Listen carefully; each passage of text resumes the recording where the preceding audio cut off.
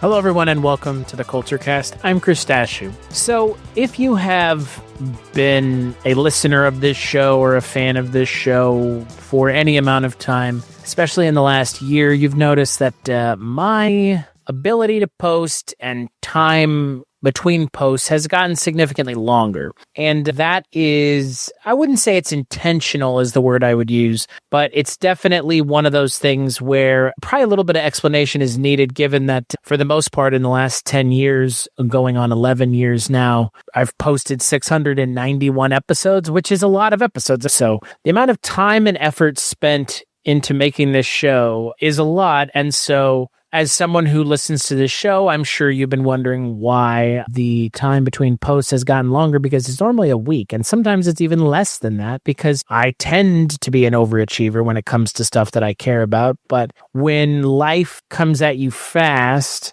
sometimes it's hard to get out of the way, and in getting out of the way or attempting to get out of the way, things can get out of hand and you can lose sight of what's important. And for me, podcasting started out as an opportunity to verbally what I do in writing all the time, which is talk about the things I care about, share my opinions and thoughts on things, try to make connections between disparate things sometimes to show pop culture connections and stuff like that. And I've spent a lifetime doing that. When I worked at the Maneater in Columbia, Missouri, when I was at the University of Missouri as a freshman, I wrote video game reviews and music reviews. And it was something that I really enjoyed because in a lot of ways you get to, I don't know, college newspapers feel a little bit more official than high school newspapers. In the high school that I went to, they didn't exactly put a whole lot of effort into the high school newspaper. And that's, I don't know why, the journalism teacher at the school I went to didn't seem to care too terribly much about teaching, let alone teaching journalism, but definitely teaching at all. I would say watching Indiana Jones has very little to do with journalism, but hey, getting to watch Indiana Jones during school hours is never going to be something I would complain about explicitly. But as someone who's spent a very long time enjoying movies, but then also realizing that I have watched so many movies, as I know so many of us who sit and do this have, that I feel like I can speak rather confidently about film. I feel it was important to be honest with my audience about why things have been the way that they have been, and also to kind of make some kind of, I don't know, open and honest statements about things that have been going on, in the hopes that openness and honesty are important for growth and movement in positive directions in one's life. And you can get by for a while by not being honest about what's going on, or not telling the people in your life, hey, this is what's happening and this is what I'm dealing with and I'm not okay. If you're in close proximity to anybody for any amount of time,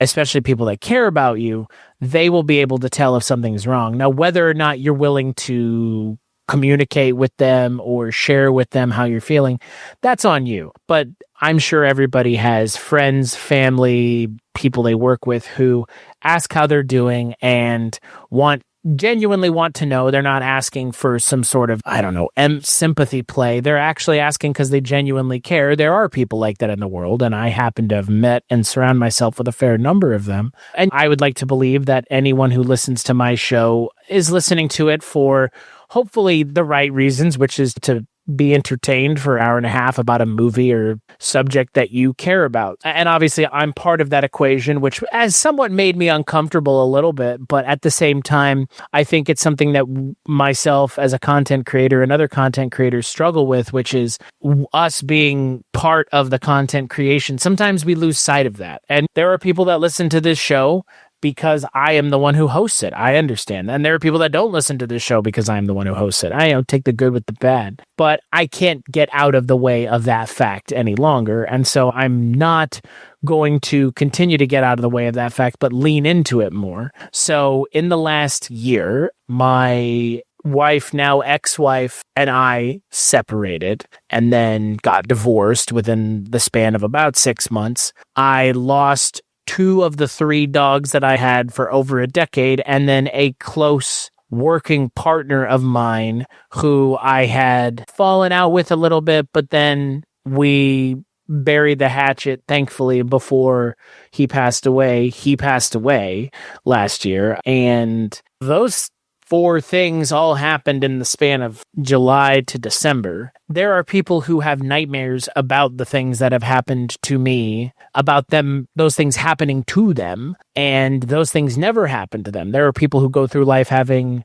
nightmares about their partner walking out on them, and that never happens, but that happened to me. So it's hard to quantify unless it's happened to you how awful it is. And so one of my escapes should have been podcasting. I tried to make it podcasting, but the problem with podcasting is almost intrinsically and directly linked to my ex-wife and kind of everything in that part of my life, because her and I had a relationship where I was allowed to do the things that I wanted, that I pursued, and she supported me through that. And that's the one, I don't want to drag anybody because there's no point. Not because they don't deserve it. It's more because there's literally no point. One thing that I did appreciate was being taken care of financially, and we were both supportive of one another financially the best that we could be, and she always supported my creative endeavors and my professional passion, which is podcasting, which is something that I tend to think I'm good at, and I would like to believe that's reflected in the quality of the content. And so as I sit here a little over a year removed from my wife initially walking out on me, all I can think to myself is how bummed I am that I wasn't able to keep a better wrangle on the podcasting, because as anyone who's listened to this show knows, the collaborative connections with the people that I work with on this show are the real joy that I get from this. Look, it would be nice to get paid hundreds of thousands of dollars, or just enough money to exist, really, from doing this. And not to show how the sausage is made, but Weirding Way Media is something that the Projection Booth podcast, Mike White and I started together, and we make money, which is something that is surprising to some people and not surprising to others. And that's because I don't think people really have a good gauge of how to make money in a digital space with stuff like this.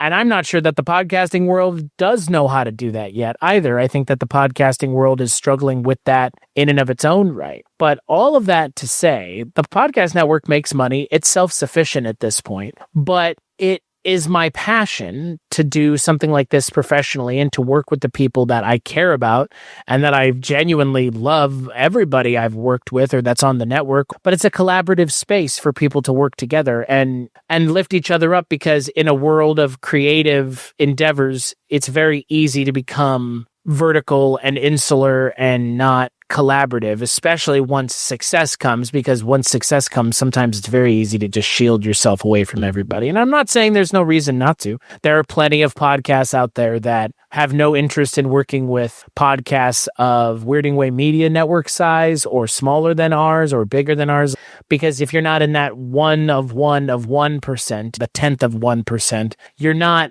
worth dealing with. And in the world of podcasting, this is a hustle that requires daily commitment. And if you're trying to do this professionally, weekly commitment is really the expectation. No one's expecting a daily podcast. 365 podcast episodes in 1 year would be a lot. There are things that do it.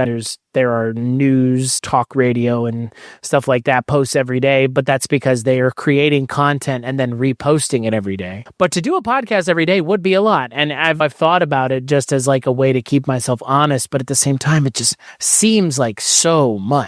So in the expectation of it being a week, I haven't even been able to hold to that. I haven't been able to hold to a once a week post, because the overwhelming problem in my life for the last year has been emotional turmoil that feels like being hit by a train. If you've ever had loss or grief of any kind in your life, this is that. It sucks, and grief sucks all the way down. But at the end of the day, it's just, unless you've gone through a divorce, it's hard to quantify how it feels, especially because there are kinds of divorces that, best I can tell, there are amicable ones where there's a conversation that's had and people go, all right, I'm leaving and things are bad, and the other person says, okay, I'm leaving because things are bad. And then there are the divorces where one person just jumps in the other person like they're in a gang fight and they get just jumped in out of nowhere and smacked on the side of the head and their ears start ringing and they're disoriented. And that's what happened to me. And I have friends that has happened to where they find out that their significant other is cheating on them or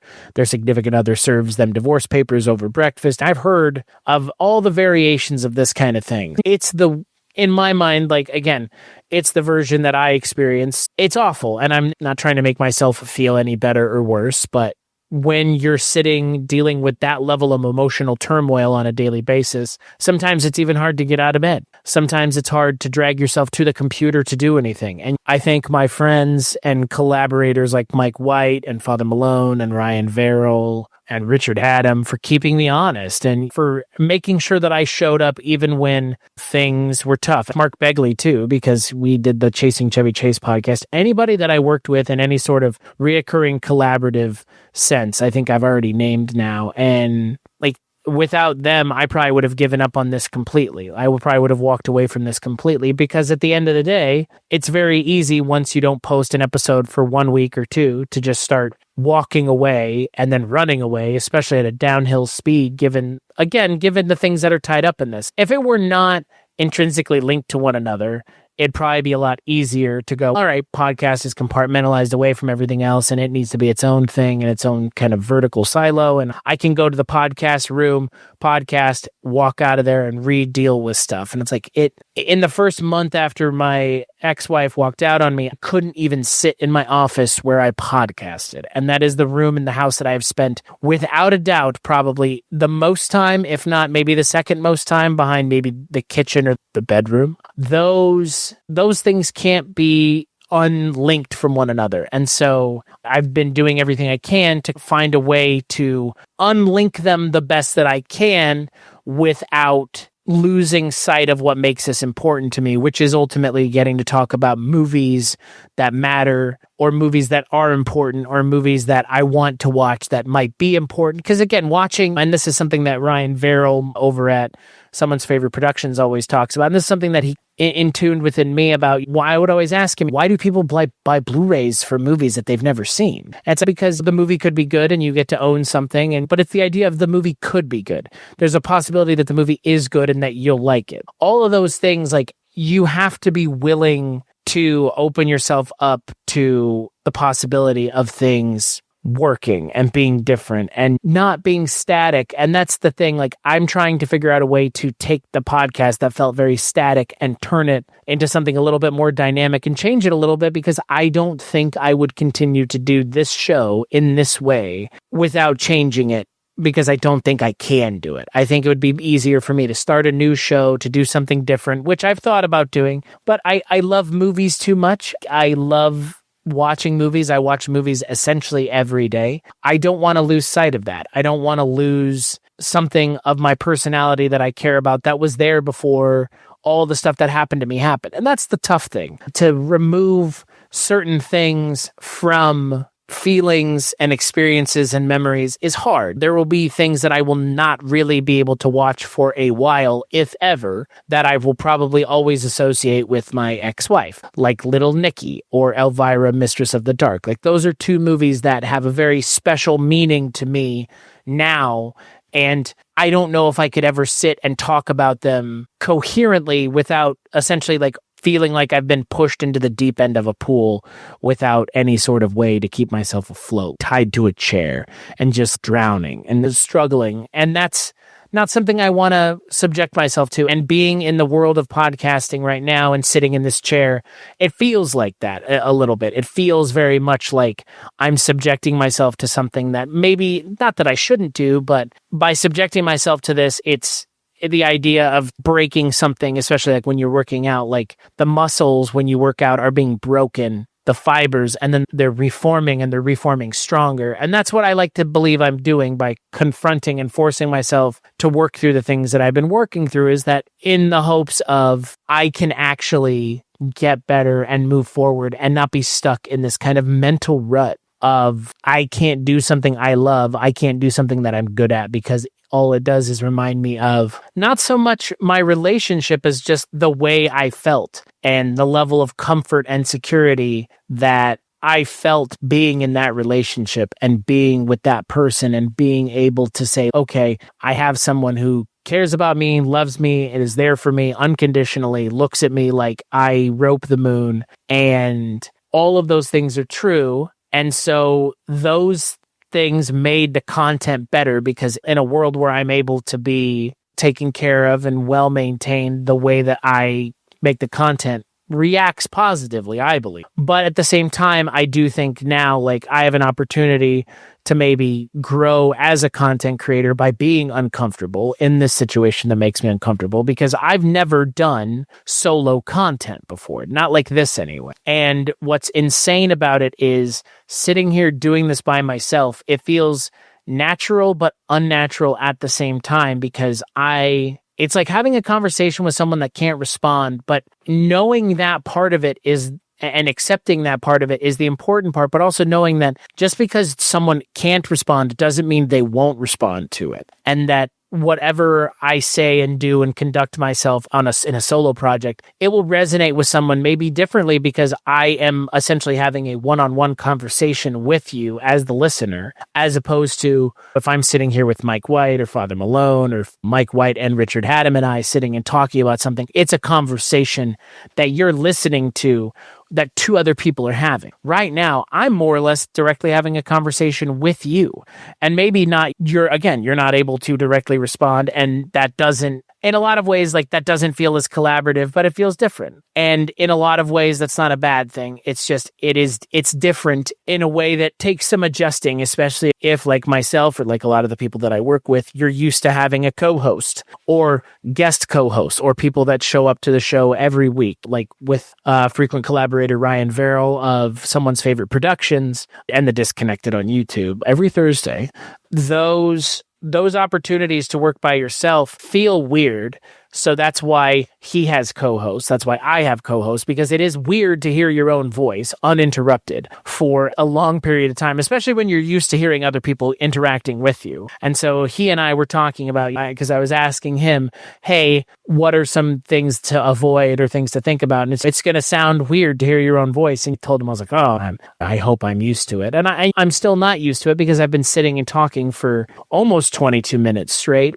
And that is not something... It's not something I don't think I can do, because I know that I can do it. I would compare this more akin to jazz and less classical music, because I don't have an outline right now. I don't have any sort of specific direction I wanted to go. I just plinko put the ball in a certain spot that I think I want it to go, and I'm seeing where it's going as I'm sitting here. Because the thing that I want to get back to with my show is exactly that. Like, I want to focus on getting my show back to something that is more personal to me. And dear friend of the Kulturecast, frequent collaborator on the Kulturecast, and just in general in the podcast sphere, Richard Hatem of Richard Hatem's Paranormal Bookshelf, of Under Siege 2, Dark Territory, of the Mothman Prophecies, of a whole lot of things. Great human being. I consider myself very lucky that I have met some of the nicest, most empathetic, compassionate people in the world, and I get to spend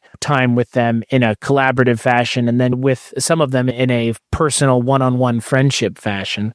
His show, Richard Hatem's Paranormal Bookshelf, he uses the framing device of a book and then talks about his relationship to the book and other things surrounding the book that have to do with him and his personal life and him personally. And I don't want to rip that off per se, but imitation is the sincerest form of flattery. And I want to get back to something that is a little bit more important to me personally, and something that allows me to engage with my audience more directly and more personally. And so why not something more akin to talking about a movie and then talking about a memory that I have, or how that movie is important to me, or if that movie is important to me, or if that movie is in a chain of things that are similar to it that could be important to me. Again, with something like what Richard is doing, it's a little bit more curated. And I'm not saying that this won't be, but I am willing to talk about a new movie on my own. I am also willing to talk about something a little bit more personal to me on my own. And undoubtedly, if I am talking single man by myself, my personal life will come up more than if I were talking with someone else about a movie, because again, the expectations are different, especially with this kind of content. And so that's the direction I'm taking the show. I'm taking the show in a little bit more of a personal direction. There will still be episodes with other people. I'm still maintaining all of my obligations in terms of recordings through the end of the year. And they're not even obligations, but my recording schedule that I have, I'm sticking to it the best that I can, because I want to create content with my friends. Because some of them, if I didn't create content with them, I'm not sure we would talk as frequently as we do. And that's okay, because we're all very busy and the world is what the world is. And I know that, but I don't want to lose that. And so I can maintain that part of it. But I do want to focus on making more solo content and making content. I just watched this movie, so let me open up the track, throw down 15, 20 minutes of time and talk about it, or talk about something else that I watched, or just maybe the state of things in the world of pop culture. But I would like to do a little bit more personal me content, because I do have the time and I want to get back into this, because this is the thing that I truly love and I care about. I keep coming back to this. I keep looking for other things that I want to do and pretending like this isn't the thing that I want to do, because this is the thing that I want to do. And this is the thing I've always wanted to do. And this is the thing that I am good at. And I could parlay this into other things. I just don't want to, at least not right now, because this network and this podcast is the most important thing to me, because I've spent a very long time and worked really hard to not keep at it and keep rolling the dice every day and keep working at making amazing content with amazing people and doing that on a weekly basis. I can do that. It's not that hard, but it is, because when life comes at you so fast, again, you can't get out of the way. You just have to you just have to go with it. It is what it is in a lot of ways. There are things that I cannot change about the last year. I cannot change that Alan Sachs, someone who I worked with for almost 2 years, passed away. And it gutted me. But thankfully, I got to talk to him a month and a half before he passed away. And he and I made amends on some things that happened between the two of us. And I got a producer credit on the podcast that I worked with him on for all those months that came out from iHeartRadio and Ron Howard's production company, Imagine, the Peter and the Acid King. A connection that was made and I was vouched for by Mike White, who I met only because we interacted with each other on Twitter. Life is weird, and life goes down some unexpected paths I could not have fathomed if you had told me 2 years ago. Because a year ago now, I'd be like, a year ago now, you wouldn't have believed you've been divorced. No, a year ago, I would have believed it, because a year ago, I was already separated, and I think one of my dogs had already passed away at that point. I don't take for granted anymore the weirdness of life and the connections of life and how life makes things happen seemingly for a reason. And sometimes it is for a reason, and sometimes it's not for a reason. Sometimes it's a red herring. Sometimes it's not a red herring. It's hard to tell. It is hard to tell. Sometimes you just have to let the situation play out. Sometimes you have to let life go. And in letting life go, that means you have to be patient. And being patient is tough. I get that. I say this to people now after everything happened. It's hard for me to not feel broken from all of this, like that I am broken and I cannot be repaired and that I cannot be fixed, and no part of me will ever be the same. But that's okay for no part of me to ever be the same, because clearly something was not working. Clearly something was not okay. Clearly something was not good. And in things not being good, things had to change. And sometimes things have to change against your will. And I don't know how more against your will having your partner of almost 14 or 13 years walk out on you out of nowhere. I don't know how much more that could be that, but it is. And that's the thing, ultimately, is I spent a lot of time in the last year watching movies. I just didn't spend any time talking about them. I spent a lot of time watching TV shows and YouTube and all kinds of stuff. I haven't talked about any of it. There's a lot of stuff that I would like to talk about that I haven't gotten a chance to talk about, because I have spent the last year in a shell or a bubble trying to keep myself from drowning. And it's not very look, if you struggle for mental health, it's already tough. And then layer on top of that the person that was your singular comfort in the world walking out on you. And then layer on top of that friends becoming the people you rely on emotionally, which is not fair to them, but I'm thankful I have friends that love me and care about me that much to be there for me. And then friends passing away, and then animals passing away, which were huge, immense levels of comfort through a lot of what was going on. It's a lot, and it's a lot for one person to deal with. And each of those things is a lot on their own. And then placing them like back to back is a lot. And so I found a lot of solace and comfort in pop culture. And I want to get back to talking about the things that I care about, talking about the things that matter, and talking about the things that are important to me. And that's movies and pop culture and entertainment and the things that people use to escape into from a world that is growing exceedingly dark all the time. And I didn't know how much I was going to talk about movies on this episode, but I wanted to talk about something that I think is indicative of the times. A movie that I really liked when I was a kid was Happy Gilmore. Y'all ready for this? Meet Happy Gilmore. He was a hockey player. Don't you ever touch my puck! Now he's going from the rinks to the links. Where you going with those clubs, Punk? I'm your caddy. He's got the swing. He shoots, he scores! He's got the drive. This guy sucks. He's got the ball. All right, let's go. Adam Sandler is Happy Gilmore. Rated PG-13. Starts Friday at theaters everywhere. It came out in 1996, directed by Dennis Dugan, who was in way too many episodes of Columbo. God knows why. I don't get it. I don't get the appeal, but that's fine. I'm not sure that there is appeal, but he directed it, and then he also starred in it for whatever reason. He plays the head of the pro golf tour in the made-up world that seems very small in the original Happy Gilmore, and then in the second movie, it's all of a sudden like this wacky world. I wanted to talk about Happy Gilmore because it's a film that I saw as a kid on a very specific format, which was DivX. And DivX is something that I have a very fond level of memories for.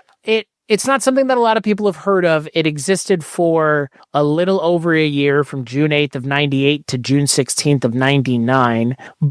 And it was created in part by Circuit City, which, if that gives you any idea as to the level of notoriety surrounding it, because Circuit City barely made it out of the 2000s. I guess Circuit City didn't even make it out of the 2000s. Circuit City was gone in 2012. Their website was all that existed from 2009 to 2012. So Circuit City, not exactly the arbiter of quality, long-lasting things. DivX was a DVD with DRM built in that when you purchased it, the initial price of the purchase was one watch of the movie for as many times as you wanted in a 24-hour period. And then afterwards, it was like $13 is what you would pay, and you could watch the movie as much as you wanted. And so it's like DRM with video games now, where you sit down and go, okay, I can't play Assassin's Creed Odyssey unless I'm connected to the internet, because if I'm not connected to the internet, it doesn't recognize that I've paid for the game, which does suck, and it doesn't feel great. And look, I understand that's probably in huge part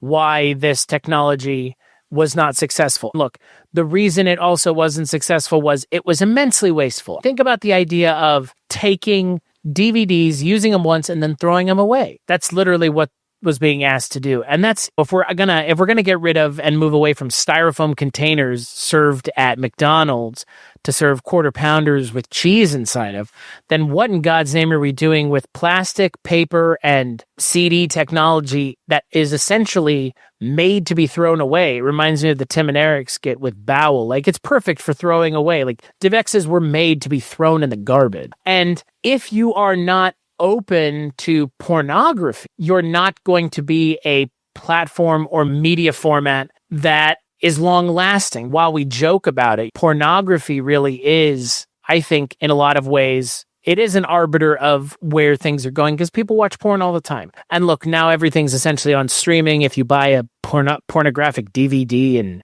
2025? What in God's name? You might have heads in your freezer, by God. I don't know who's buying pornographic Blu-rays in 2025, but I'm sure there are people buying them. But in this day and age, everything's gone to streaming with stuff like that, but nobody owns anything on streaming. It's essentially DRM masquerading as, well, we're keeping the prices low and you have access to all this stuff. But you actually have access to all of it only in as much as you can connect to the internet, unless you download stuff like on Netflix. But a lot of the streaming platforms don't have the ability to download things to be watching them offline.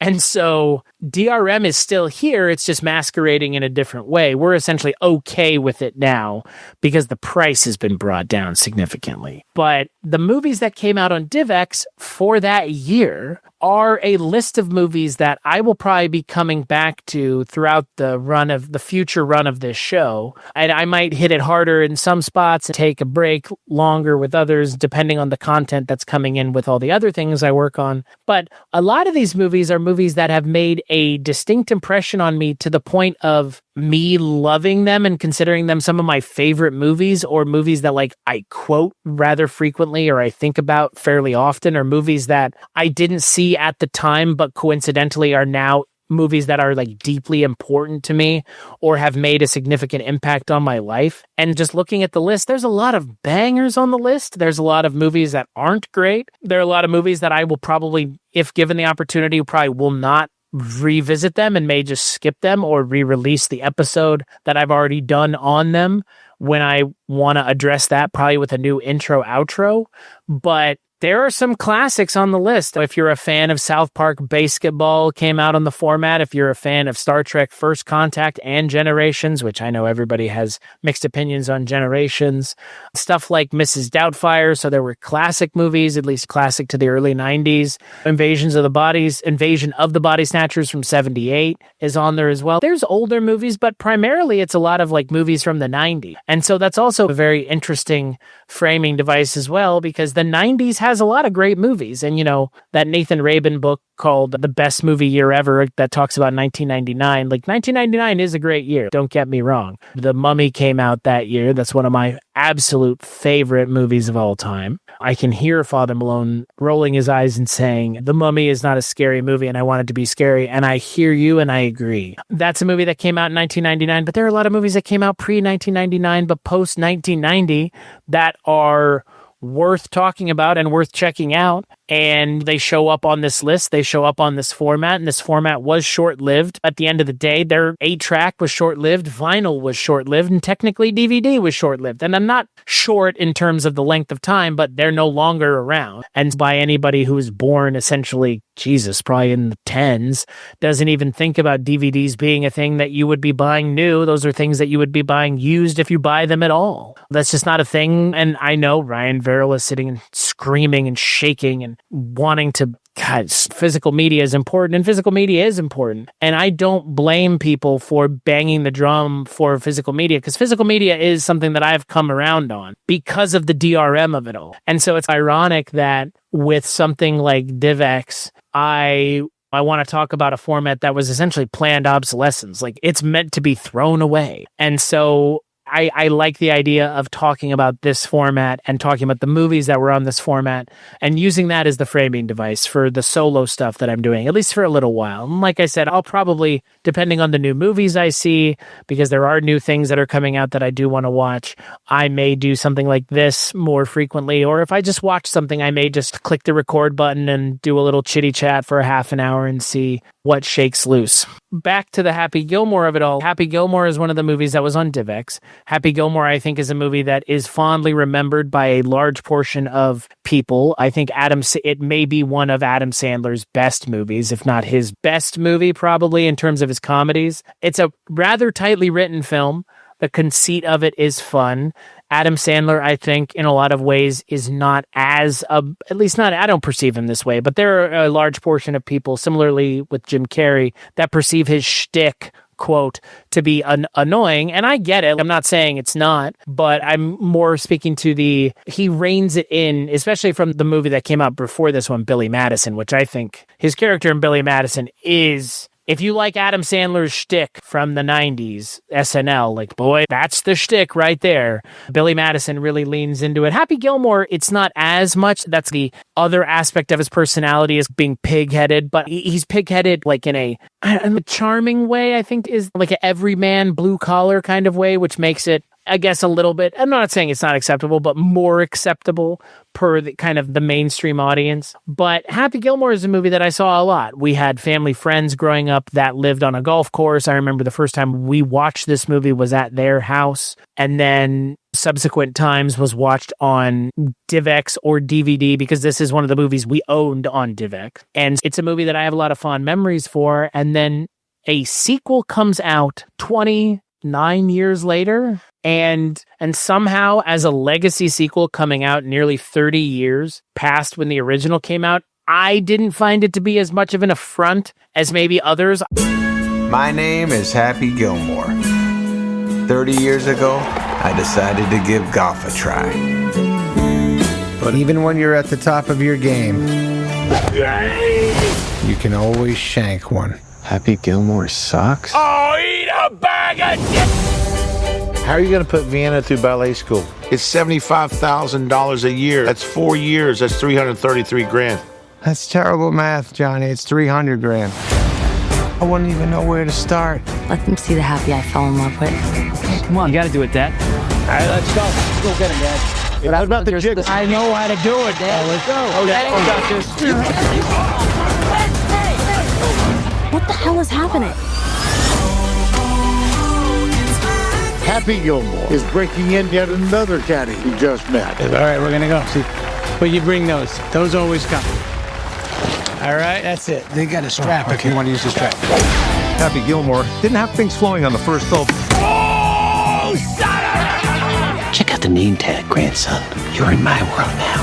I got you a little something there, Pop.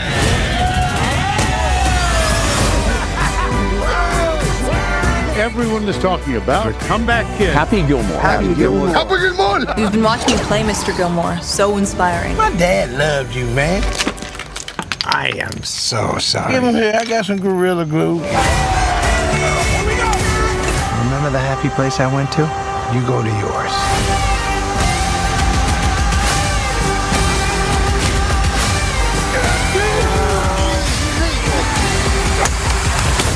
Oh, my God, Rory. Jackass. Bingo. You stole my life from me. Why would I want to steal the life of somebody who eats pieces of shit for breakfast?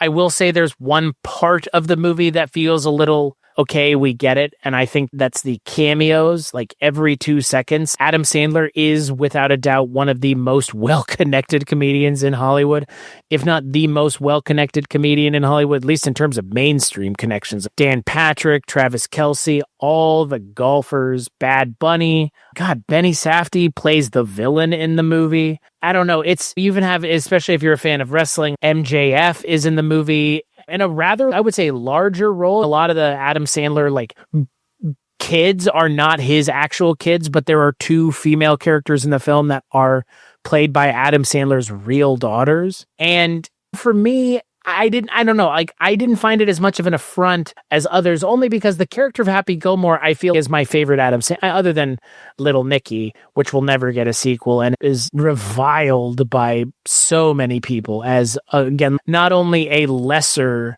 Adam Sandler film, but a film that is not, most people would say, like, not even worth talking about because of how obnoxious his, my name's Nicky, like the whole face and the voice. I get it. I'm not saying it's not obnoxious, but I find that movie to be very funny because it's just a strange concept. It's very high concept. I like anything that has to do with angels and demons and devils, and Harvey Keitel as the devil and then Rodney Dangerfield as Satan.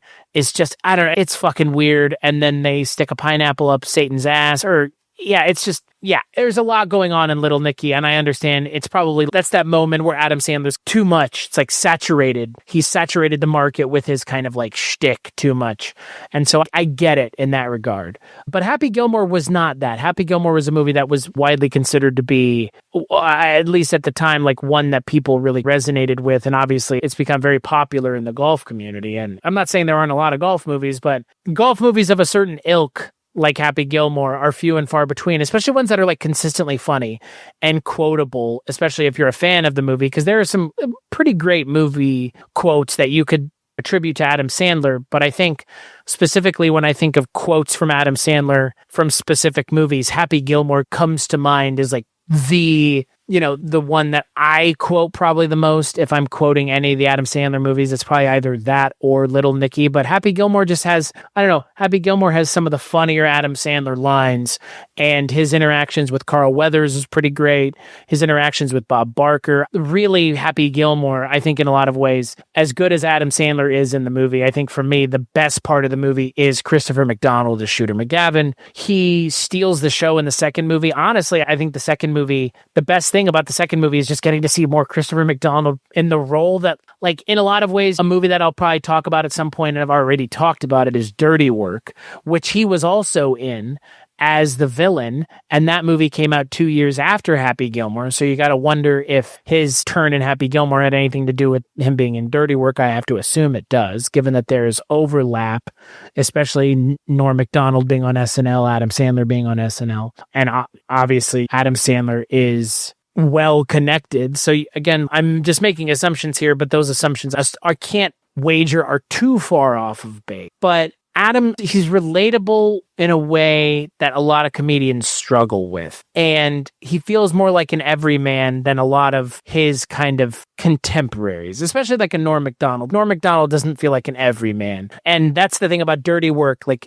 Christopher McDonald in Dirty Work versus Norm Macdonald in Dirty Work, it really highlights the disparity between what Adam Sandler does in Happy Gilmore versus what Norm Macdonald does in Dirty Work, which is be relatable. Norm Macdonald is prickly in Dirty Work because he's playing himself, and that's not going to resonate with everybody. But Happy Gilmore, Adam Sandler resonates with most people, especially like mainstream film-going audiences anyways. That's, what I'm alluding to. Like Christopher McDonald is the perfect villain in both movies, but he reveals, I feel like, in one, the disparity of Shooter McGavin in Happy Gilmore is his own character, and you could almost root for him in his own movie because Happy Gilmore comes off as a boorish moron, but you can't help but love Happy Gilmore. And so if you're in Happy Gilmore's movie, Christopher McDonald's character is this like dickhead professional, but there's a version of that movie you could make where it's Christopher McDonald's character as the main character. And Happy Gilmore 2 tries to thread that needle a little bit by giving us the two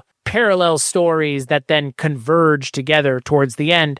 And that was the thing I liked about Happy Gilmore 2 the most, is getting to see Happy Gilmore and Shooter McGavin together. And that's primarily because, again, getting to see Adam Sandler and Christopher McDonald just be in the same space, you know that there's going to be some comedy from it because they're old hands at this point. Like both of them have been doing this for at least 29 years. And the quality of their comedic chops has not lessened. I get that Adam Sandler is probably crutching it up more by the cameos and all that. And look, I don't know if I had all those famous friends, if I'd be able to stop myself from putting them all into my movie that in a lot of ways, like you can get away with it in this movie because you have to have golfers and then you can have like real world stuff associated with golf or other like sports interweaved into it. But like some of the cameos are unnecessary. Like Travis Kelce is in the movie.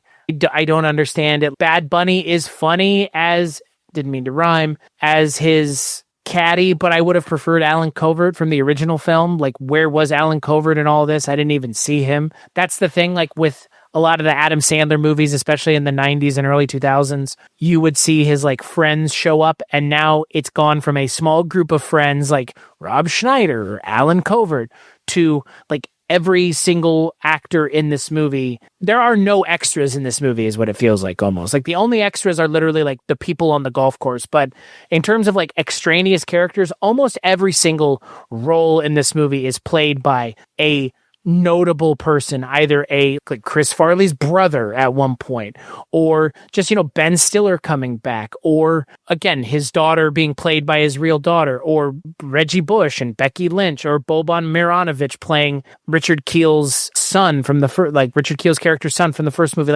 Not all of those things had to be cast with like well-known people, but they are, because it's an Adam Sandler thing. And that's what it feels like now with Adam Sandler. He has a lot of famous friends, and they are going to show up a lot in his movies. When I think of movies that don't work very well, that have a lot of cameos in them, I think of Grown Ups and Grown Ups 2 even more, because Grown Ups 2 is just, talk about a movie with no plot and just a bunch of cameos. When you put Eminem in your movie and you have him wearing a ridiculous wig, I don't know what to say. And Eminem, to quote Matthew Lillard, is no Joe Flaherty, and he is no Joe Flaherty at all. And Eminem's fine, but like that's stunt casting, and that is just whatever. It's fine. It's a distraction, and that's the problem with Happy Gilmore 2 in a lot of ways, is that it is just a distraction, and like the cameos are just distracting from the plot, and the plot's not terrible. Like I actually found the plot of the movie to be, I wouldn't say good, but a little surprising. The kind of circular, it rhymes nature of the movie, where they come back to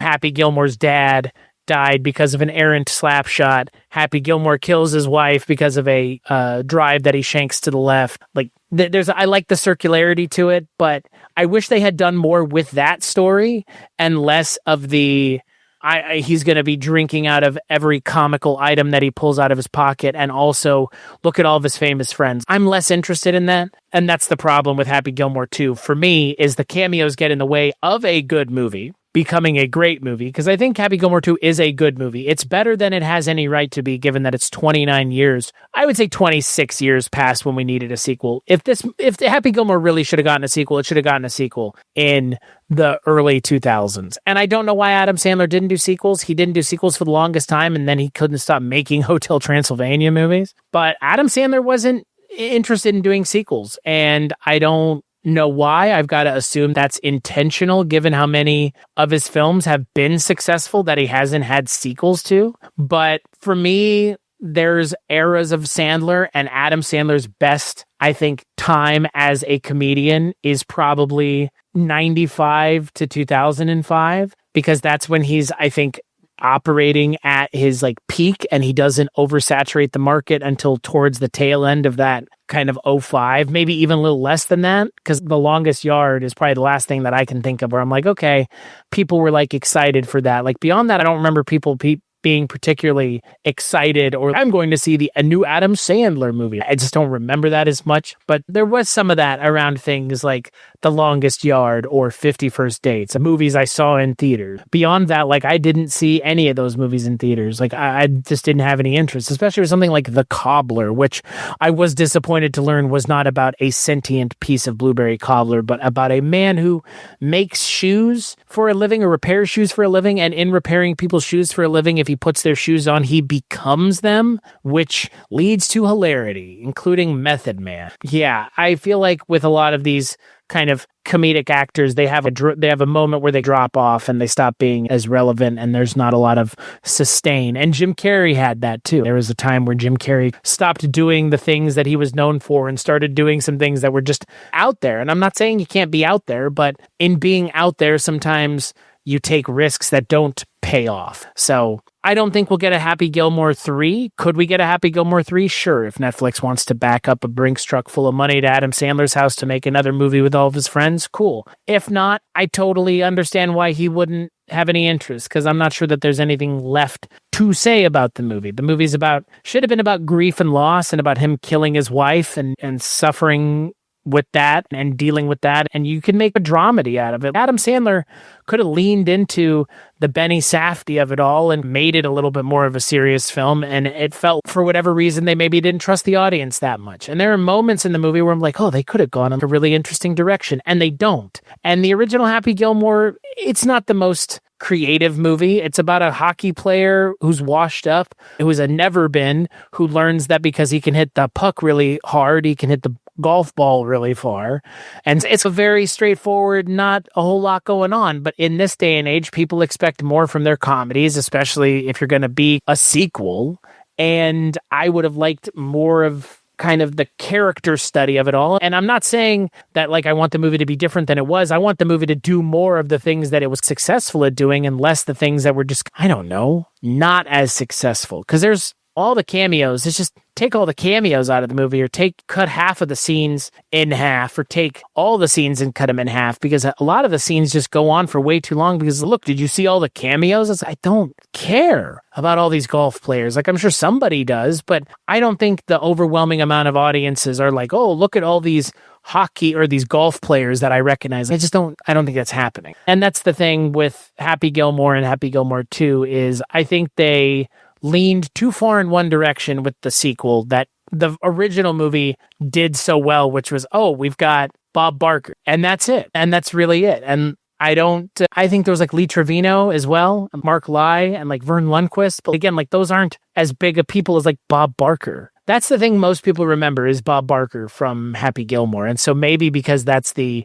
overwhelming remembrance point of that movie is, oh, the cameo of Bob Barker, we are given carte blanche to just throw every cameo at the wall and see what sticks. If that's what they were thinking, cool, I get it. I just think it's a little unnecessary. It's a little sign of the times. Like, it's almost, look at all the shiny things that I have, but don't look at them too long because they're made out of aluminum, not actually out of stainless steel or silver or anything. It's just, and that's the thing, like Happy Gilmore 2 could have had more substance to it, and it didn't. And that's why I say it's a good movie, not a great movie. And there are parts of it that I'm not even sure it is a good movie, but I enjoyed it because I wanted to see the story of Happy Gilmore and where they took it. It goes into the realm of the absurd towards the end, and it feels almost like a completely different franchise because the original Happy Gilmore is grounded in reality. And by the end of the second one, we have like golfers who are having their ligaments cut so they can hit the ball further. And it's just, wait, what? What the fuck? It's like when they introduced cloned genetic children to Jurassic Park as a franchise. What the flying fuck are we doing here? Like, there's nothing to do with anything. At least not on the surface. And it just doesn't tonally mesh well with the rest of the movie.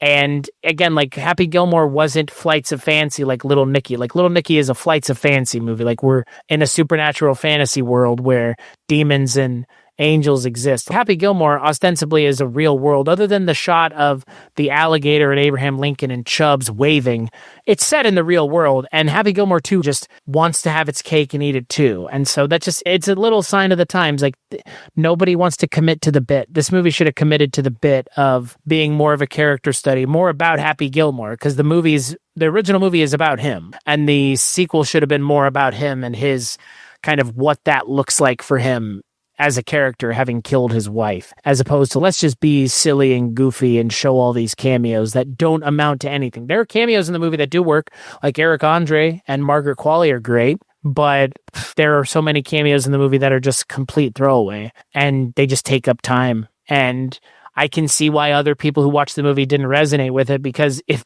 you're watching a movie that's almost 2 hours long and a lot of that time is spent seeing cameos of people that you don't even know who they are, and someone has to elbow you and be like, oh, that's Bryson DeChambeau or Rory McIlroy, like the movie has to tell you who those people are. That's not a cameo. That's just the movie showing you that like Adam Sandler knows these people, or that these people like Happy Gilmore, the original film, is probably more what it is. And again, like that brings me back to an interesting stopping point, which is resonating with something so much that you feel the need to be involved with it in a substantive way. Not everyone can sit and do the podcast thing. There's plenty of space for everybody, but not everybody wants to sit in front of a microphone and talk into it. Not everybody wants to sit and prep and do all the work necessary to make a high quality audio production. The theater of the mind, as Father Malone would say.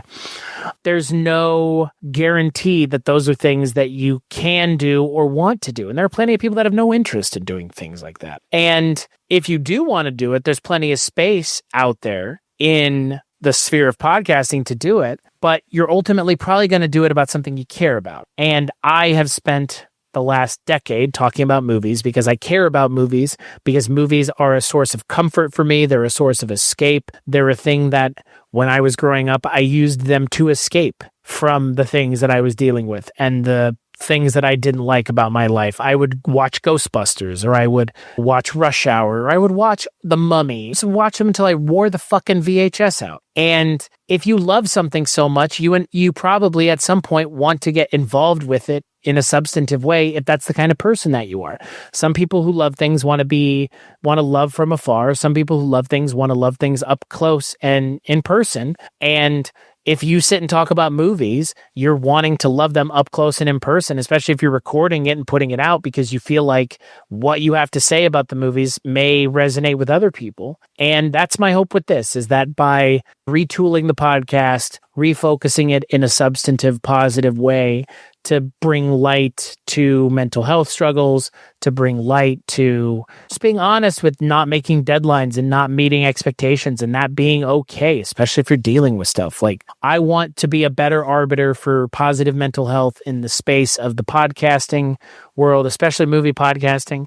But I also want to be able to make content that matters to me. And that is the kind of content that I would like to listen to, which is someone knowledgeable talking about film or pop culture confidently. And that's what I would like to try and bring back to the space and back to this kind of sphere of the movie podcasting world, because that's what I love, is movie podcasting. I could go do something else, but the compass would probably always point back north towards movies. And I don't want to run away from something because it makes me uncomfortable. If anything, I want to run directly at it if it makes me uncomfortable, because there's a distinct possibility that by running at it, it will stop being uncomfortable at some point. I've got to assume. So that is the new version of the show. I will, in the next episode, probably spend more time talking about movies and less time talking about why things are the way that they are, because that had to be gotten out of the way at some point. But on the next episode of the show, I'll probably talk about another DivX movie. I will watch it, I will take notes, and then I'll just riff and talk about it for a little while and talk about how it makes me feel, what my thoughts are, what it reminds me of, and some information about the movie maybe you didn't know. But talk about the movie, because at the end of the day, if you can't have a conversation with the people in your life about movies, maybe you can listen to me having a conversation with you about movies, or maybe you can listen to me having a conversation with my friends about movies and feel like you're part of it. Parasocial relationships are real. If you listen to any sort of content or watch any sort of content, you feel like the people that you watch are your friends. I know that feeling. I met one of my favorite content creators on a cruise earlier this year, and when I met him, I still can't believe it, and I don't get starstruck very often, but I was beyond starstruck because it was someone who his content helped me get through a really hard time. And that is one of the intrinsic values of something like this, is you don't know what people are going to use it for, and there will be undoubtedly people that use it to help them get through tough times or help them get something done that would be monotonous otherwise, but they can listen to you or watch what you're doing, and it helps them get through something that otherwise would feel mundane. And you know what? We're part of people's lives in a way that we could have never anticipated. And thank you for making me a part of your life. Thank you for making me a part of your daily or weekly or monthly routine, whatever it is. And thank you for coming back as a listener, because I trust that my audience understands that life happens, and while you don't necessarily need to hear me explain what happened, I think you as a listener deserve an explanation, because if you've invested time in me as a listener, I deserve to give you an explanation as to why my time to invest in you has been lessened from where it used to be. So thank you for coming back. Thank you for listening. Please like, rate, and review the show on iTunes. Nowhere else matters as much as iTunes. Over 30% of all podcasts are listened to on iTunes, and there's not really anywhere else to give a review, especially not on Spotify. Thanks, Spotify. So please rate and review the show on iTunes. Come on back for the next episode, where we'll probably be talking about some DivX movie that I just pick off this list, or maybe I even throw it into a random number generator and I just have that pick it for me, or maybe it'll be a co-hosted podcast. Who knows? I'm leaving the door open and leaving the world open to new directions, because I need to do a better job, and doing a better job starts with making a change. So thank you so much for being a listener and a loyal listener to the Kulturecast, and I will catch you on the next episode.